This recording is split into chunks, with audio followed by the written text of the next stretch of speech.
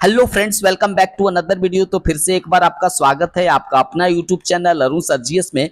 देखिए 11 जुलाई को सभी नियोजित शिक्षकों को बेसब्री से इंतजार था, क्योंकि इस दिन सक्षमता पास शिक्षकों के पोस्टिंग, प्रोन्नति, सेवा निरंतरता और अवकाश तालिका में संशोधन को लेकर बनी 4 सदस्यीय कमेटी की पहली बैठक संपन्न होने वाली थी। आपको ज्ञात है कि नियोजित शिक्षक लंबे अरसे से अपनी ट्रांसफर, पोस्टिंग, सेवा निरंतरता को लेकर मांग करते आ रहे हैं और आने वाले आगामी विधानसभा चुनाव भी है, तो सरकार पर दबाव भी था, जिसके लिए पिछले हफ्ते एक 4 सदस्यीय कमेटी का निर्माण किया गया था और इसके अध्यक्ष श्री वैद्यनाथ यादव को बनाया गया था।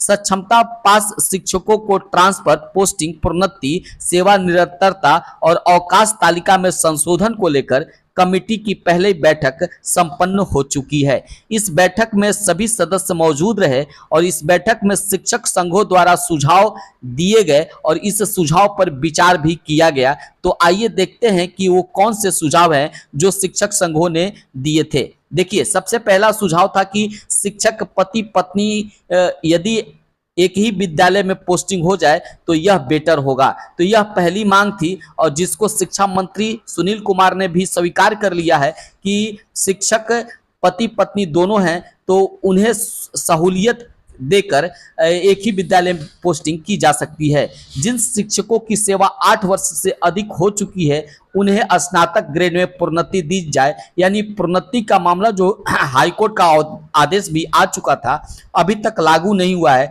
तो यह दूसरी मांग जो थी नियोजित शिक्षक संघों के द्वारा किया जाता रहा है।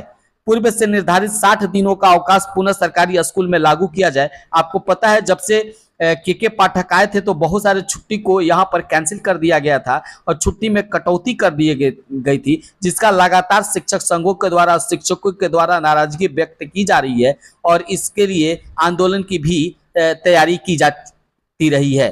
शिक्षकों को गर्मी की छुट्टी दिया जाए, दुर्गा पूजा, दीपावली, छठ आदि त्योहार की छुट्टी पहले की भांति दी जाए। यह जो है मुख्य रूप से नियोजित शिक्षक संघों की जो है मांग रही है। इन सभी सुझाव पर कमेटी ने गंभीरता पूर्वक चर्चा की और कमेटी के अध्यक्ष श्री वैद्यनाथ यादव ने सभी सदस्यों ने अपना सुझाव रखने के लिए कहा। अगले सप्ताह कमेटी अपना रिपोर्ट सौंप देगी। जैसा कि आपको पहले भी पता है कि 15 दिनों के अंदर कमेटी को रिपोर्ट सौंपना है।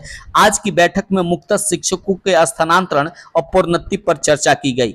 कमेटी ने भी माना कि शिक्षकों का स्थानांतरण प्रखंड स्तर पर ऐच्छिक हो, यानी कि विद्यालय का ऑप्शन दिया जाए प्रखंड स्तर पर, जिला स्तर पे इनकी जो है तबादला न हो। शिक्षकों को प्रोन्नति देने में कमेटी सहमत लगभग दिख रही है और क्योंकि प्रोन्नति का जो हाई कोर्ट का मामला है वो भी आदेश आ चुका है, तो इनको भी 3 महीने के अंदर लागू करना उनकी मजबूरी भी बन जाती है। अब रह गया सेवा निरंतरता का लाभ। यदि सेवा निरंतरता का लाभ मिल जाता है तो नियोजित शिक्षकों के लिए यह सोने पर सुहागा होगा, क्योंकि नियोजित शिक्षक संघ के बहुत सारे नेताओं का यह भी कहना है कि सक्षमता परीक्षा में हमें देने में कोई परेशानी नहीं है, लेकिन हमारी जो 3 मुख्य मांगे हैं उसको पूरा किया जाए, जिसमें ऐच्छिक ट्रांसफर सबसे महत्वपूर्ण है, उसके बाद यहाँ पर प्रोन्नति महत्वपूर्ण है और तीसरा नंबर में जो आता है वह सेवा निरंतरता का लाभ है। यदि यह 3 मुख्य मांगे मान ली जाए तो हमें सक्षमता परीक्षा देने में कोई हिचकिचाहट नहीं होने वाली है।